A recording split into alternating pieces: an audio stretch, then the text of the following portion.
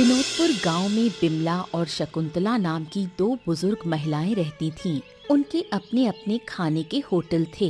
बिमला और शकुंतला बहुत अच्छी दोस्त थीं। कई सालों से वो दोनों विनोदपुर में अपने अपने खाने के व्यवसाय को सफलतापूर्वक चला रही थीं।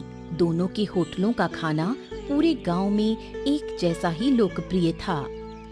उम्र बढ़ती जा रही है बिमला, अब पहले जैसा शरीर नहीं रहा।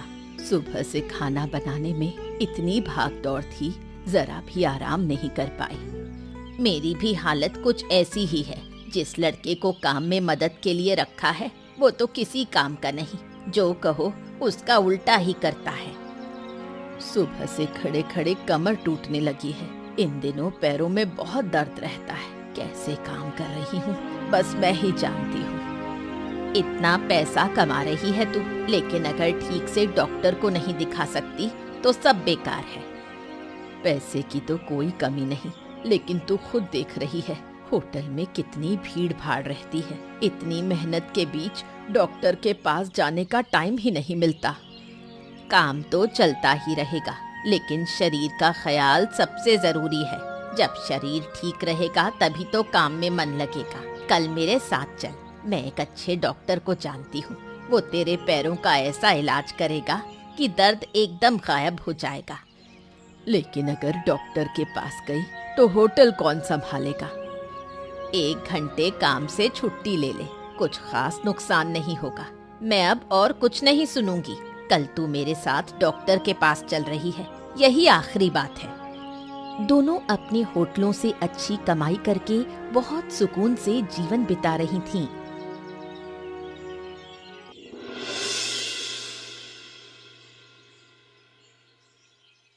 बिमला का पति पीताम्बर अक्सर बीमार रहता था, इसलिए वो कोई काम नहीं कर पाता था। वो सारा दिन घर पर ही रहता। वहीं उनका इकलौता बेटा प्रणव शर्मीले स्वभाव का था। वो किसी से ज्यादा घुलता मिलता नहीं था। पीताम्बर अक्सर उसे कहता कि कोई अच्छी नौकरी कर ले, लेकिन प्रणव हमेशा बात टाल जाता। बाबा, मुझे थोड़ी देर के लिए बाहर जाना है, एक जरूरी काम है। मुझे कुछ पैसे चाहिए। क्या माँ ने सुबह से तुम्हें कुछ पैसे दिए थे क्या? हाँ, पैसे तो दिए थे, लेकिन मैं वो दे नहीं सकता। वो पैसे मेरी दवाइयों के लिए हैं। अगर वो पैसे मैं तुझे दे दूंगा तो दवा के लिए मेरे पास कुछ नहीं बचेगा। अरे बाबा, लेकिन मुझे भी तो पैसों की जरूरत है। अगर माँ जाते वक्त बता देती तो मैं उन्हीं से ले लेता। अरे मैं बीमार हूँ बेटा, ठीक से चल फिर भी नहीं सकता। मजबूरी में बीवी के पैसों पर जीना पड़ता है, लेकिन तुझे जरा भी शर्म नहीं आती अपनी माँ से पैसे लेते हुए? अरे ओ बाबा, इतनी छोटी सी बात को इतनी बड़ी बात क्यों बना रहे हो?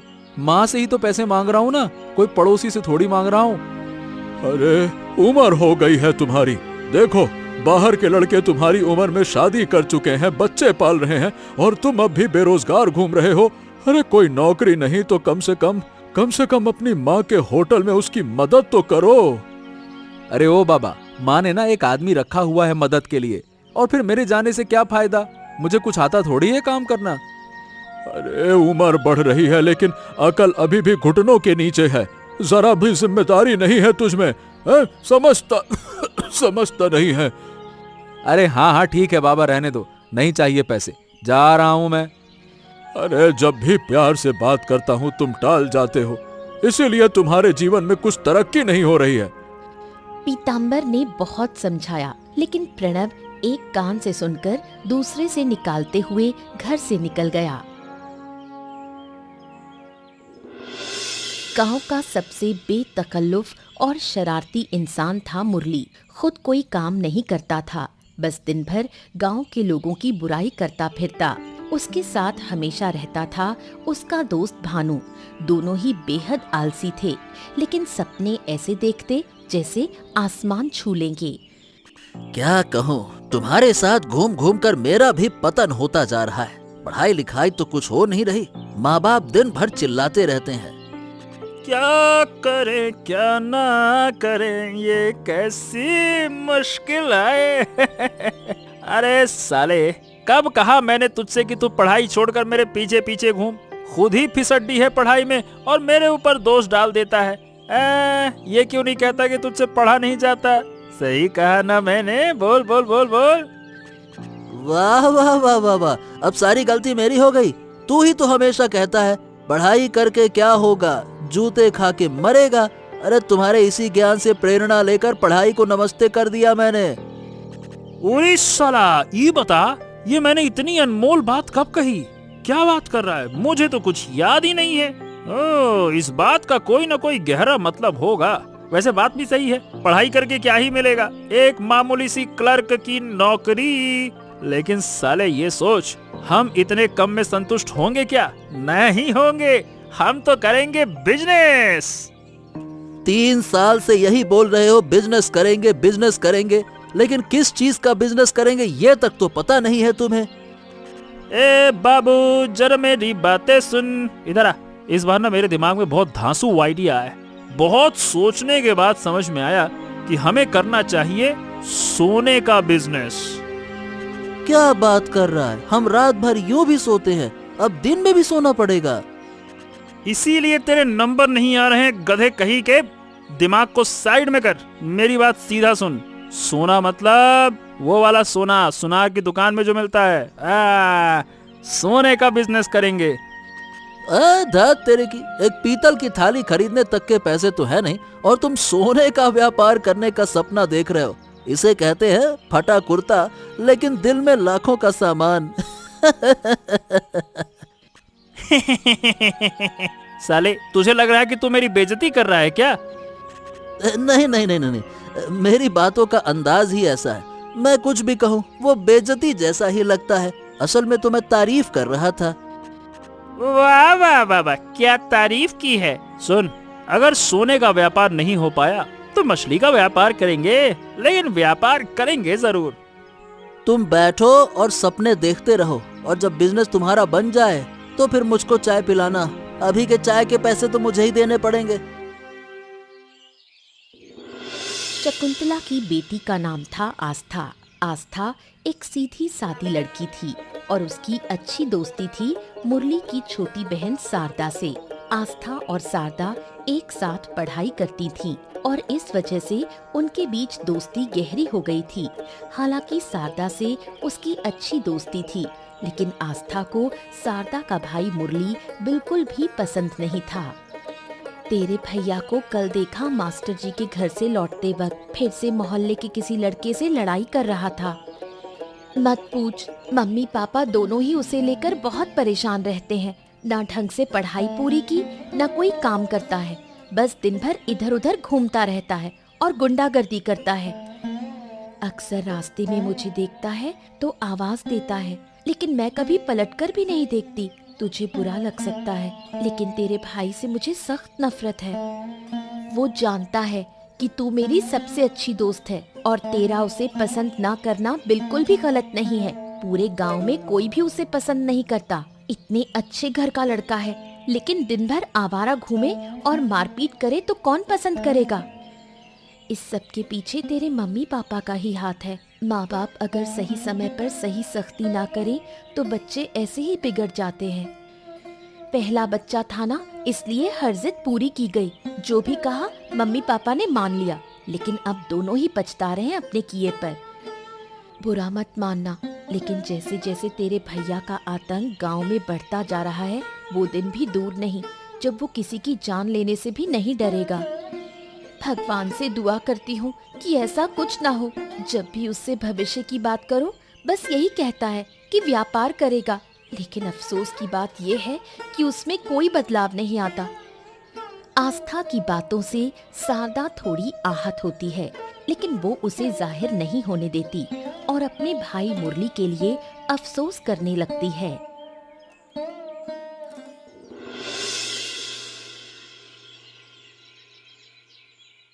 60 की उम्र पार करने के बाद भी काम करते रहना और अपने बेटे प्रणव को कभी काम करने या खुद कमाने के लिए प्रेरित ना करने के कारण अक्सर पीतांबर और बिमला के बीच झगड़े होते रहते।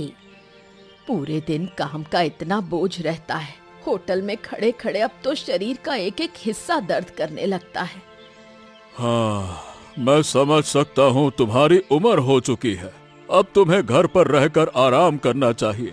कितनी बार कहा है कि प्रणव से बात करके होटल की जिम्मेदारी उसे सौंप दो।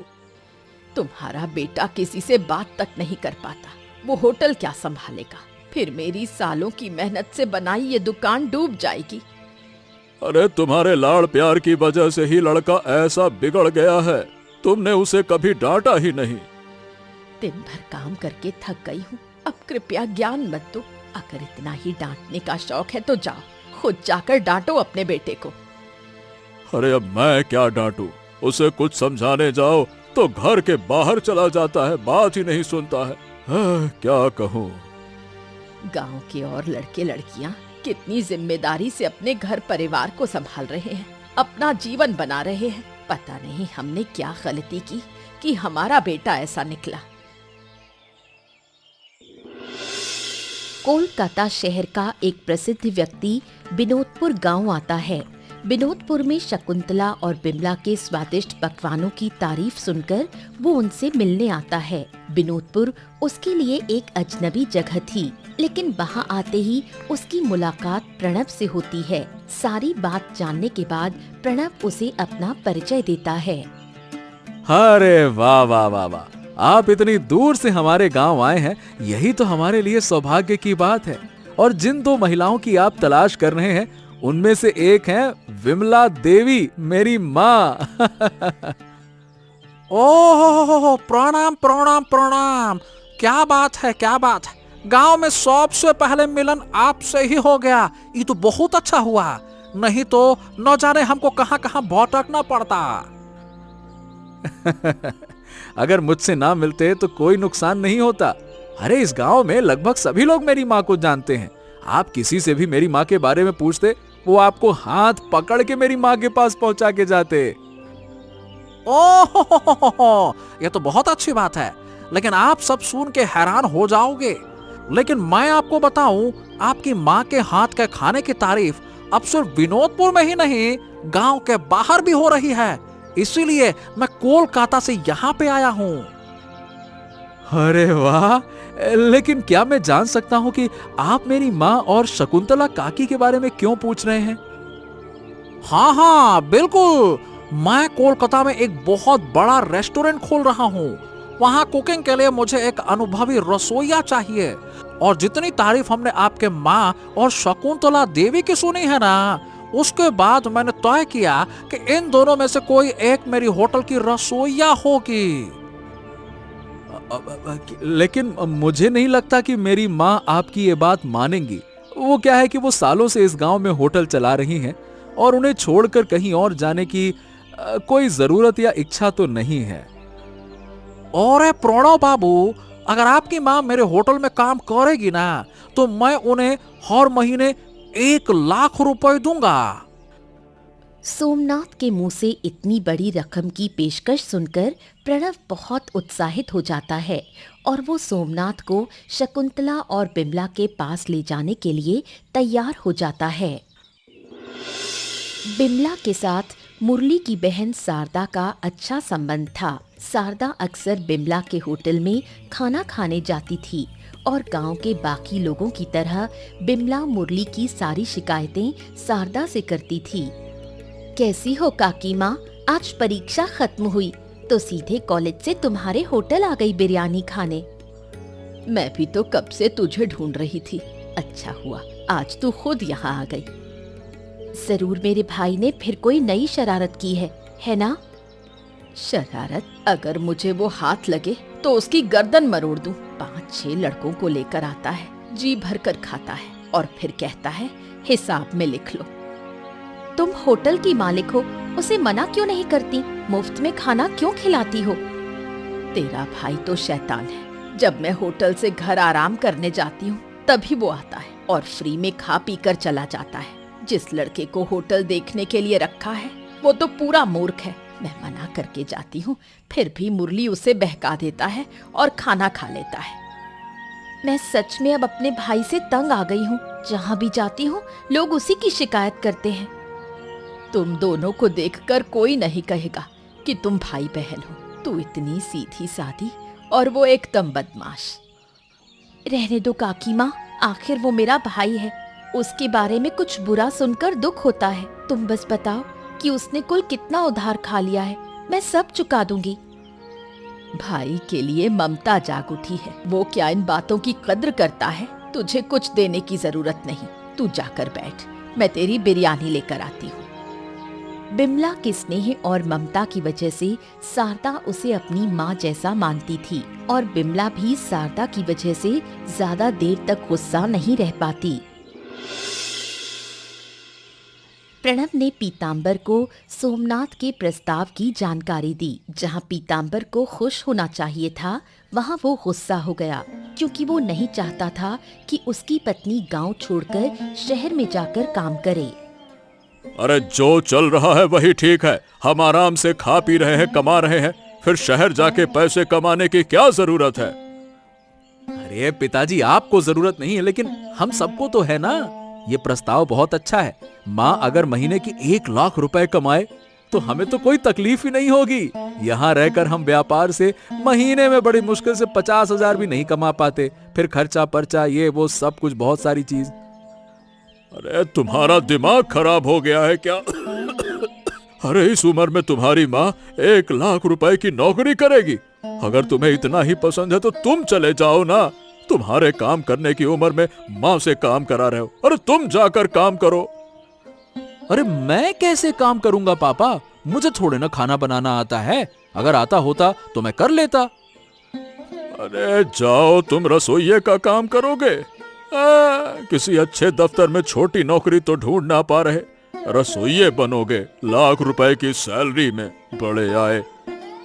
अरे तो पिताजी, मैं मेरी बात कर ही नहीं रहा। मेरी बात छोड़िए ना। मेरा मानना है कि माँ से एक बार बात करनी चाहिए। आज सोमनाथ बाबू मिलने आए थे, लेकिन माँ होटल में नहीं थी। अच्छा हुआ कि वो होटल में नहीं थी। मैं कह रहा हूँ प्रणव, तुम बिमला को सोमनाथ के प्रस्ताव के बारे में कुछ नहीं बताओगे? हाँ। अरे लेकिन पिताजी, थोड़ा सोचिए तो सही। अगर माँ चली जाती है तो हम सबका भला होगा। मैंने जो कह दिया सो कह दिया। मैं अपनी पत्नी को इस उम्र में इतनी दूर नहीं भेजूंगा। हाँ, मैं तो माँ को जरूर बताऊंगा और उन्हें इस प्रस्ताव के लिए राजी भी करूंगा। हाँ, 1 लाख रुपए की बात है भाई। एक दिन मुरली बाजार में सब्जी चुराते पकड़ा गया। लोग उसे मारने लगे। तभी शकुंतला बाजार में खरीदारी करने आई थी। उसने लोगों से मुरली को बचाया। बहुत बहुत धन्यवाद काकी माँ। अगर आप समय पर ना आती तो शायद लोग मुझे जान से ही मार देते। तुम्हें मार ही देना चाहिए था, तभी गांव को चैन मिलता। अब तो पछता रही हूँ कि तुम्हें बचाया क्यों। काकी माँ, आपने मुझे बचाया, इसके लिए आभार। पर इतना भाषण देने की क्या जरूरत है? तुम्हें बचाना ही मेरी गलती थी। तुम तो गली के कुत्तों की तरह मार खाने लायक हो, पूरे गांव के लिए कलंक हो। ओहो, अब आप मजाक मजाक में हद पार कर रही हैं। अरे जरा सोच समझ कर बोलिए। क्यों कुत्ता कहा तो तुम्हारे आत्मसम्मान को ठेस पहुंची? तुमसे अच्छी तो एक कुत्ते की जिंदगी है। काकी माँ, अब आप मुझे ना अपमानित कर रही हैं। आप बुजुर्ग हैं, इसीलिए इज्जत से बोल रहा हूँ। आप तो एकदम लाग लपेट में दिए जा रही हैं। क्या करोगे? मारोगे मुझे? कोई बात नहीं। तुम जैसे बिगड़े लड़के से और क्या उम्मीद की जा सकती है। दया आती है तुम्हारे माता पिता पर। आज जो आपने अपमान किया है उसका बदला मैं जरूर लूंगा। आज नहीं तो कल ऐसा लूंगा कि आपको भी अफसोस होगा, देख लेना। हाँ। तुम्हारी धमकियों से गांव के भोले लोग डर सकते हैं, मैं नहीं, बदमाश कहीं का। शकुंतला की बातों से मुरली बुरी तरह क्रोधित हो गया और बदला लेने की कसम खा ली। प्रणव एक बार फिर सोमनाथ से मिला। सोमनाथ ने आग्रह किया कि वो उसे शकुंतला और बिमला से मिलवाए, लेकिन पहली बार की तरह इस बार भी प्रणव टाल मटोल करता रहा। हाँ, तो 2 दिन हो गए बाबू। आपने वादा किया था कि आप हमको अपनी माँ और शकुंतला देवी से मिलवाएंगे, लेकिन अब तक आपने मिलवाया ही नहीं। अब आप इतनी बेचैनी क्यों दिखा रहे हैं?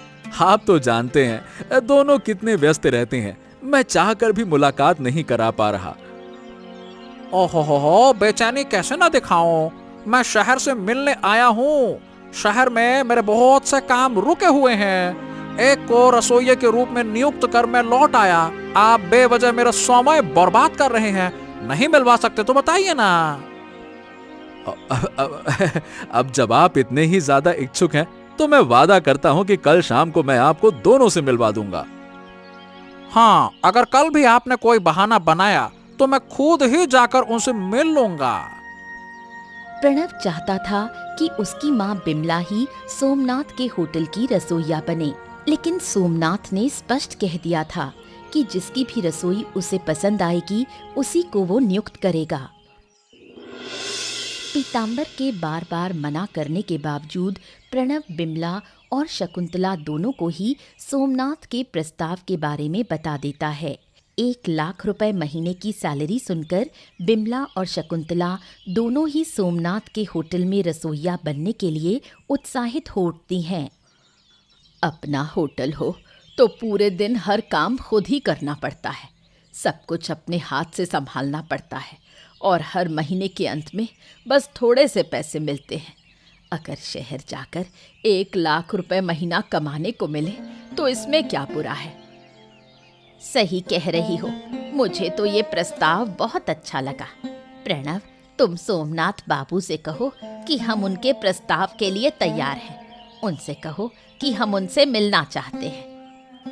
अब ठीक है, तो मैं आज ही उनसे जाकर बात करता हूँ। अरे वो तो कब से तुम दोनों से मिलना चाहते थे, लेकिन माँ काकी, एक छोटी सी परेशानी है। अब क्या परेशानी? वो तुम दोनों को एक साथ रसोइये की नौकरी नहीं दे सकता। तुम दोनों में से किसी एक को ही चुना जाएगा। ये क्या बात हुई? मुझे तो लगा था कि वो हम दोनों को नौकरी देना चाहते हैं। हम दोनों सहेलियां साथ में शहर जाकर काम करेंगी। अब सोमनाथ बाबू तुम दोनों के बनाए हुए खाने को चखेंगे और जिसका खाना ज्यादा अच्छा या ज्यादा पसंद आएगा उसी को वो कोलकाता ले जाएंगे। अगर ऐसा हुआ तो एक शहर जाकर बढ़िया सैलरी वाली नौकरी करेगी और दूसरी गांव में रहकर कम पैसों में छोटा मोटा होटल चलाएगी। नहीं नहीं, ये तो बिल्कुल भी ठीक नहीं है। अरे क्यों नहीं हो सकता माँ, सोच कर देखो। तुम्हारे होटल में 2-3 महीने में भी 1 लाख रुपए की कमाई नहीं होती है और वहाँ 1 महीने में इतनी कमाई हो सकती है। हाँ, दोनों को ही प्रस्ताव अच्छा लग रहा था, लेकिन एक दूसरे को छोड़कर इतनी दूर शहर जाने का विचार उन्हें परेशान कर रहा था। उनके मन में द्वंद्व शुरू हो गया। शकुंतला और बिमला समझ नहीं पा रही थीं कि सोमनाथ का प्रस्ताव स्वीकार करना चाहिए या नहीं। उसी समय मुरली के कानों में ये बात पड़ती है और वो एक योजना बनाता है जिससे बिमला और शकुंतला के बीच झगड़ा लग जाए और वो शकुंतला से अपने पुराने अपमान का बदला ले सके।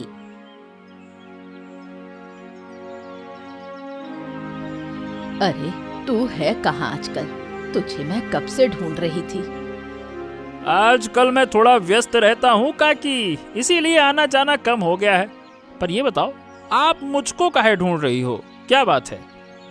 हर बार अपने दोस्तों को लेकर छुप छुप कर बिरयानी, दही, पुलाव, मांस खाकर चला जाता है, पर एक पैसा भी नहीं देता। क्या चल रहा है तेरे साथ? मैंने कहा था ना, सब हिसाब में लिख लो, जब पैसे मिलेंगे तब सब चुका दूंगा। मैं कहीं भाग थोड़ी ना रहा हूँ। छोड़, अब उस पैसे की कोई उम्मीद नहीं है। अच्छा, मैंने सुना है कि आपकी नौकरी लगने वाली है शहर में। प्रणव की पहचान से कोलकाता के एक आदमी का प्रस्ताव आया है। हम दोनों सहेलियां, मैं और शकुंतला, दोनों ही चाहती हैं कि जाएं, पर वो आदमी बस एक को ही नौकरी देगा। हाँ, तो फिर देर किस बात की, आप ही चले जाइए, बढ़िया जीवन मिलेगा। लेकिन शकुंतला मेरी बहुत पुरानी दोस्त है।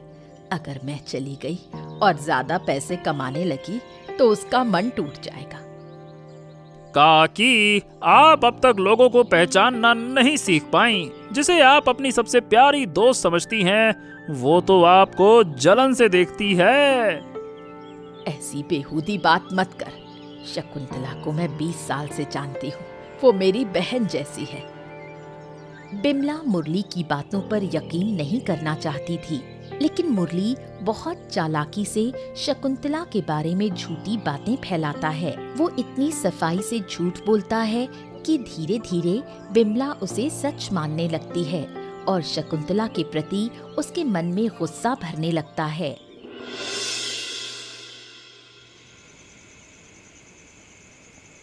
सोमनाथ के प्रस्ताव की बात सुनकर आस्था चौंक जाती है। वो शकुंतला से आग्रह करने लगती है कि वो ये प्रस्ताव स्वीकार करे और कोलकाता जाकर रसोइये की नौकरी करे। इतना सोचने की क्या बात है माँ, मुझे तो ये प्रस्ताव बहुत अच्छा लगा। अगर मैं आपकी जगह होती तो बिना सोचे समझे हाँ कर देती। लेकिन अगर किसी तरह मैं जीत गई और नौकरी मिल गई तो बिमला अकेली रह जाएगी। हर समय दोस्ती के बारे में सोचने से नहीं चलता माँ। इतने साल गांव में होटल चलाकर आपने क्या कमाया है, इस बार कितने पैसे कमा पाई? सच्ची दोस्ती वही होती है जहाँ अपने स्वार्थ को भी त्याग दिया जाता है। बिमला मेरी सबसे अच्छी दोस्त है। हमने साथ में जीवन के कई उतार चढ़ाव देखे हैं। लेकिन माँ, अगर तुम्हारी रसोई सोमनाथ बाबू को पसंद आ गई और नौकरी मिल गई तो हमारी जिंदगी की सारी परेशानियां खत्म हो जाएंगी। मैं भी चाहती हूँ कि अच्छे पैसे कमाऊं ताकि तुम्हें एक बेहतर जीवन दे सकूं, लेकिन इसके लिए मैं अपनी दोस्त का दिल नहीं दुखा सकती। इतना बड़ा मौका मिलने के बाद भी सिर्फ दोस्ती की वजह से उसे छोड़ देना, सच में तुम लोग कितने अजीब हो। आजकल लोग एक दूसरे की पीठ में छुरा घोंपने से नहीं हिचकिचाते, लेकिन हमारे जमाने में जिसे दोस्त मान लिया उसके लिए सब कुछ कुर्बान कर देते हैं। लेकिन माँ, दोस्ती निभाने के चक्कर में आप जिंदगी की दौड़ में बहुत पीछे रह गईं। अब जिंदगी में क्या किया या नहीं किया उस पर लौटकर सोचने का वक्त नहीं है। जितने दिन जी रही हूँ अपने गांव में, अपने लोगों के बीच जीना चाहती हूँ। काफी समझाने के बावजूद शकुंतला किसी भी कीमत पर मानने को तैयार नहीं होती। सिर्फ दोस्ती के लिए वो इतनी बड़ी कुर्बानी दे देती है। एक ओर शकुंतला बिमला की दोस्ती के लिए इतना बड़ा त्याग करने को तैयार थी और दूसरी ओर बिमला मुरली की कही हर बात को सच मानकर शकुंतला को लेकर गलत फहमी पाल बैठी थी। आज 2 बार तेरे होटल गई, एक बार भी तुझसे मुलाकात नहीं हुई। कहाँ थी तू? मुझे और भी काम होते हैं। सारा दिन तेरे साथ गप्पे मारने के लिए तो बैठी नहीं हूँ। तू ऐसे क्यों बात कर रही है? मैं तो बस ऐसे ही पूछ रही थी, तुझसे थोड़ी बात करनी थी। जो कहना है जल्दी कह, मुझे देर हो रही है, घर भी जाना है। मैं कह रही थी, सोमनाथ बाबू का जो प्रस्ताव है, मुझे नहीं लगता हमें उसे मानना चाहिए। इतने सालों से हम इस गांव में मिलकर सफलतापूर्वक होटल चला रहे हैं। अब अपना होटल छोड़कर शहर जाकर क्या मिलेगा? मुरली ने सही ही कहा था। शकुंतला नहीं चाहती कि मैं जिंदगी में तरक्की करूं, तभी तो मुझे रोकना चाहती है। कुछ बोल क्यों नहीं रही? क्या सोच रही है? सब कुछ क्या तेरे ही मन मुताबिक होगा? अगर तुझे कोलकाता नहीं जाना तो मत जा। मैं तो सोमनाथ बाबू के होटल में काम करूंगी बतौर रसोइया। इतने सालों से हम साथ हैं, सुख दुख में एक दूसरे का साथ दिया है, और अब तू कह रही है कि तू कोलकाता चली जाएगी। अगर तू अपनी जिंदगी में आगे नहीं बढ़ना चाहती तो मत बढ़, लेकिन मैं तेरे जैसे पीछे नहीं रह सकती। मुझे अपने परिवार के लिए ये करना ही होगा। और जब तू चली जाएगी तब मैं जो यहाँ अकेली रह जाऊंगी, उसके बारे में एक बार भी नहीं सोचा तूने? अपने परिवार की भलाई के लिए मैं 1000 दोस्तों को छोड़ सकती हूँ। सिर्फ तेरे लिए मैं सब कुछ छोड़ने को तैयार थी, और तू मुझे ऐसे बोल सकती है? ठीक है, अब तू सोमनाथ बाबू का प्रस्ताव मानना चाहती है तो वैसा ही होगा।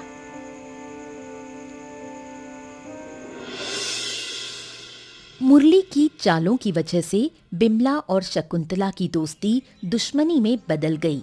दोनों ने सोमनाथ के प्रस्ताव को स्वीकार कर लिया और उनके बीच प्रतियोगिता शुरू हो गई। सोमनाथ ने दोनों से सरसों वाली इलिश मछली की डिश बनाने को कहा। जिस दोस्ती के लिए मैं सब कुछ छोड़ने को तैयार थी, अब जब तू मुझे पीछे छोड़कर आगे बढ़ना चाहती है तो मुझे भी इस जंग में कूदना पड़ेगा। जिसे मैंने जीवन भर अपनी बहन समझा, वही आज मुझसे प्रतियोगिता कर रही है। अगर वो मेरी परवाह नहीं कर रही तो मैं भी क्यों करूं? आज मुझे ही जीतना होगा, मुझे ही उसे हराना होगा। आप दोनों को चाहे जितना समय चाहिए उतना लो, लेकिन खाना ऐसा होना चाहिए कि मुंह में डालते ही लगे कि हा अमृत खा लिया है। हाँ, जो जहर मैंने विमला काकी के मन में डाला है, लगता है आज वही जीतेंगी और बुढ़िया शकुंतला काकी हार कर रोएगी। बिमला और शकुंतला दोनों व्यंजन बनाने में लगी थीं और बाकी सब लोग खड़े होकर बातें कर रहे थे। तभी अचानक बिमला के रसोई घर में आग लग जाती है। आग इतनी तेजी से फैलती है कि कोई मदद करने की हिम्मत नहीं करता। तभी शकुंतला अपनी जान की परवाह किए बिना आग में कूद जाती है और बिमला को बचा लेती है, लेकिन उसे गंभीर चोटें लगती हैं और तुरंत अस्पताल ले जाया जाता है। तू ठीक है ना बिमला? तुझे कोई चोट तो नहीं आई? मुझे माफ कर दे शकुंतला। मुरली की झूठी बातों में आकर मैंने तेरी दोस्ती पर शक किया और आज तूने अपनी जान देकर मेरी जान बचाई। मुरली जैसे इंसान की बातों पर भरोसा करके तूने हमारी 20 साल की दोस्ती पर शक किया। यही बात मुझे सबसे ज्यादा दुख देती है। मुरली तो जरूर भाग गया होगा, हमें उसे ढूंढकर सजा दिलानी होगी। बिमला की सारी गलतफहमियां दूर हो जाती हैं। वो अपनी गलती समझकर पछताती है और शकुंतला से माफी मांगती है। दोनों ये निर्णय लेती हैं कि वो कोलकाता नहीं जाएंगी, बल्कि गांव में ही रहकर अपना होटल साथ मिलकर चलाएंगी। उनकी जिंदगी में फिर से पहले जैसी सुख शांति लौट आती है।